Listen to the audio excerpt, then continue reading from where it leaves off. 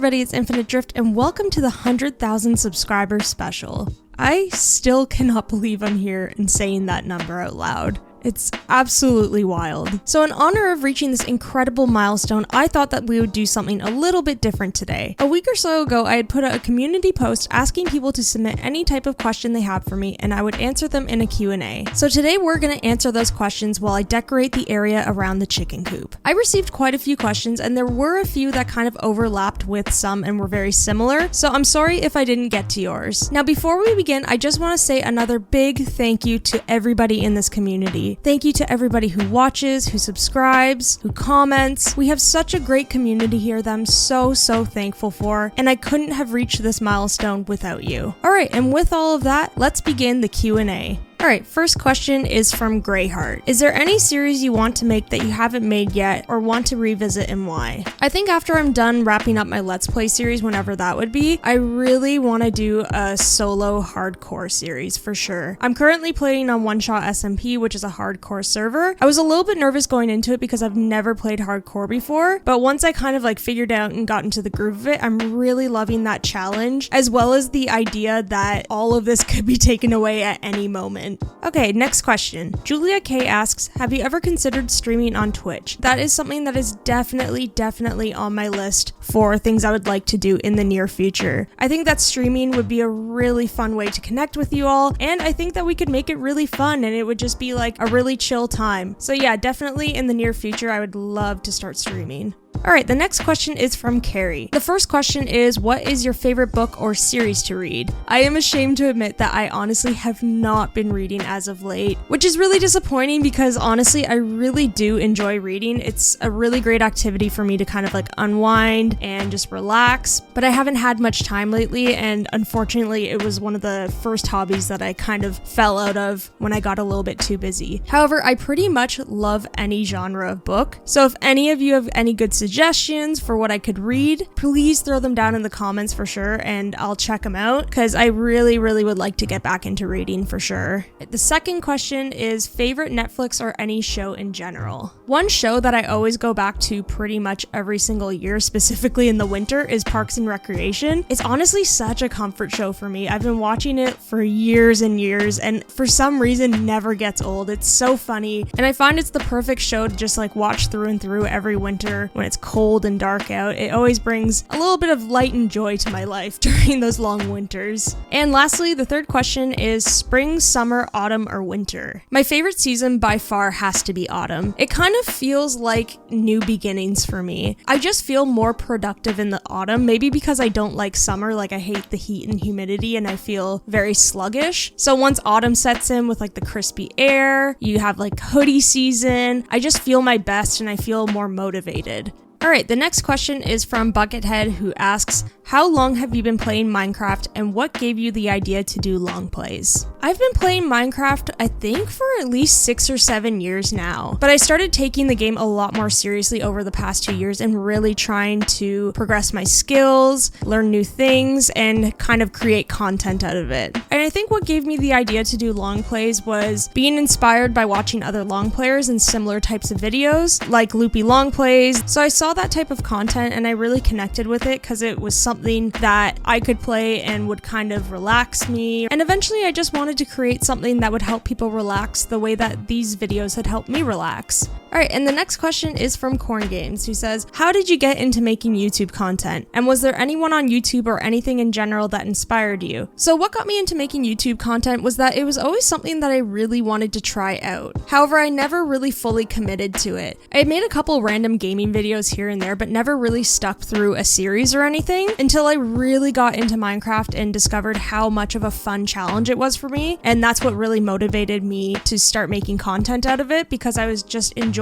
the process so much. And I kind of wanted to find a way to share that process in more of an artistic manner through YouTube. And as for the second part of the question, which was who or what inspired me, I would definitely say a lot of Minecraft YouTubers inspired me because I really started watching a lot of them while I got back into Minecraft. And they also really inspired me in terms of becoming becoming a better builder, but also a better creator. So some of the people who have inspired me are definitely Good Times with Scar. He has an incredible way of making all of his build have so much life and character. It is just incredible. Some other ones would be Smallish Beans, LD Shadow Lady, Gemini Tay, Grian. Honestly, there's so many incredible Minecraft YouTube creators. It's hard to stop naming them all because honestly, all of these people are so unique in their own ways in terms of build style, editing style for their videos. They all bring something completely different to the table, and their skill sets are so diverse. The next question is from Lady Heart, who asks, what is your favorite dessert? That would definitely have to be my grandma's tiramisu. It is so good. Oh my gosh, just thinking about it. The next question is from Lovely Life. What are your preferred pronouns? My pronouns are she, her. The next two questions are from Mzam, who asks, what's your favorite and least favorite Minecraft mob? And what's your favorite Minecraft biome to build or explore in? I would definitely have to say that my favorite mob is the cow. They're so cute and so gentle, and they have like a slightly apathetic face, which I kind of love. They're just chillin'. And also, you can't forget that they're pretty vital to your survival in some ways as well. And as for least favorite, I would definitely have to say Baby Zombie. They're too quick, and like they're just so hard to get a hit on, and they just come out of nowhere. I can never anticipate it until it's like far too late and they've already knocked down like half of my hearts. I hate them. They're the worst. They're the worst. And as for the second part of the question, which is what's your favorite Minecraft biome to explore and build in, I would definitely say my current favorite is the new 1.18 mountains with like the snowy peaks on them. I don't know if it's like a specific biome, but either way, I find that they provide the most beautiful backdrops for your builds. It's picturesque. It's amazing. Alright, the next question is from Pockets, who asks, what attracted you to Minecraft? I would say that I really love Minecraft so much because it's a game that allows you to go at your own pace. And there's not really a right or wrong way to play it. Like some people really love the challenge of hardcore, while others might just want to play in peaceful mode and gather resources and build. And I like that there's no pressure to kind of play in a style that you're not comfortable with. You can pretty much do what you want, when you want, and at your own pace. The next question is from Monko, who asks, Drift, what is your favorite block palette? I would say right now I'm really into experimenting with different block palettes right now. I'm really trying to push beyond my creative abilities, and I'm having a ton of fun doing that. But I would say a really nice go-to block palette would actually be spruce for your beams, oak walls in between, and a deep slate roof, specifically the deep slate bricks, and then kind of add some other features along there with like the green oak leaves and stuff like that. I find that's a really nice block palette if you want something just like nice and plain and simple, but also kind of eye-catching. The next question is from Sally Pops, who asks, I wonder if you will be continuing your Skyrim Let's Play. Also, what games do you play apart from Minecraft? I was actually thinking about that Skyrim Let's Play the other day, and I would actually like to continue it. I was having a lot of fun making those episodes, even though I only got to, I think, about 3 or 4. But if I continue it, I would definitely like to put it on a separate channel. I think eventually I would like to have a second channel where I do other types of games, just to kind of keep it separate and organized from all of my Minecraft content. And as for what other games I play apart from Minecraft, I really love the Fallout series. Fallout New Vegas and Fallout 3 are probably 2 of my favorite games. I also really love playing Rocket League as well. Such a fun game. And another game that I really enjoy is The Last of Us, Part 1 and Part 2. Alright, Bunny in a Boat asks, what's poppin'? Honestly, not much. Just hanging out.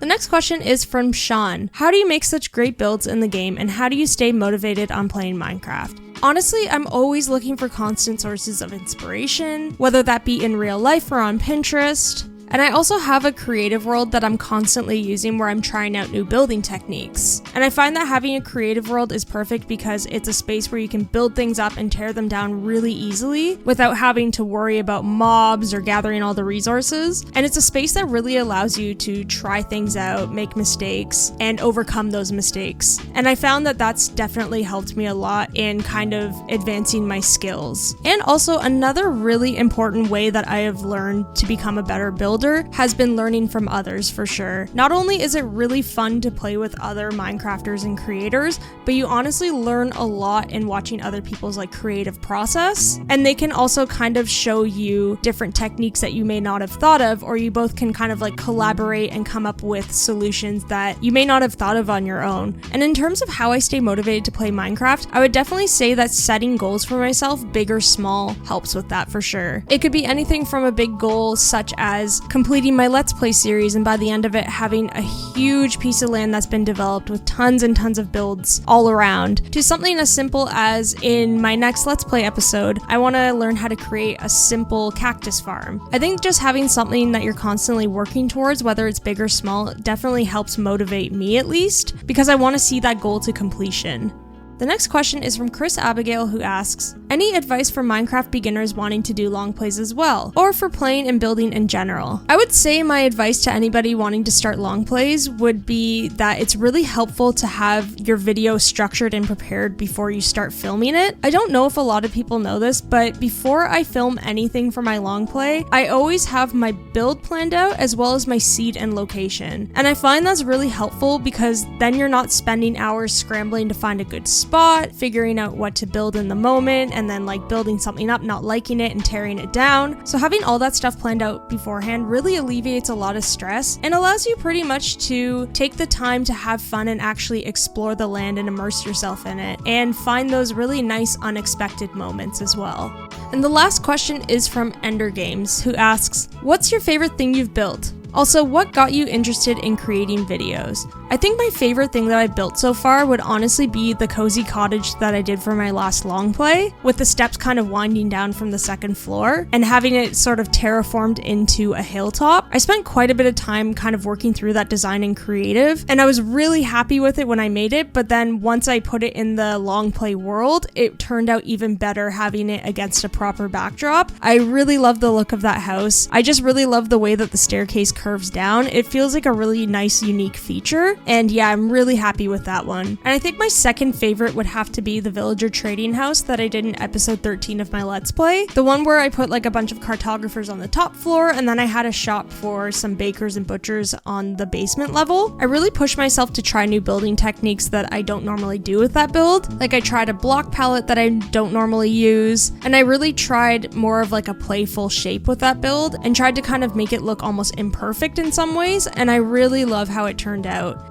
Alright, I think that's pretty much it for all of the questions. Now let's take a look at what we've accomplished. So here is the newly decorated area around the chicken coop. And I'm really happy with how it turned out. This whole area was looking really bare, and I'm happy I finally connected the path over here. And all of these decorations really help make it feel more immersive than how it was before. Alright, so on this side, I kept it pretty simple. I just built a nice little custom tree here with a little wagon beside it. And I wanted this whole area to look really rough, so I used a lot of coarse dirt and dirt path right here. And I mixed in a lot of grass and flowers as well. So then after that, I just decorated around the chicken coop, and I also fixed up the pond right here just because it was looking pretty sad. Same with the pathway over here. I kept it in theme with the other pathing that we have around the base. And then to the left of the chicken coop, I built this like really nice little garden awning. I really like this little design. It was kind of like off the cuff, but I think it looks pretty cute. And I just did another custom tree on this side as well, except this time I did birch just to switch it up a little bit. And I placed another well right here just because I figured that goes in theme with kind of like the chicken coop and the barn. I figured that would be like a practical thing to have in this area. And after that, I just placed a few barrels and bales of hay just to kind of liven the place up a little bit. So yeah, that's pretty much all of it. All right, everybody, I think that's gonna be it for this Q&A special. Thank you so much to those who are watching. Thanks to everybody who submitted questions. I'm sorry if I wasn't able to get to yours. However, I would love to do another one of these sometime. I had a lot of fun making this. And of course, thank you again, every single one of you, for helping me reach this incredible milestone. I am still very much shocked and blown away by this, and the support with this community has been absolutely incredible and unreal, and I'm incredibly grateful for all of this. So with all of that, I will see you all in the next video. Bye!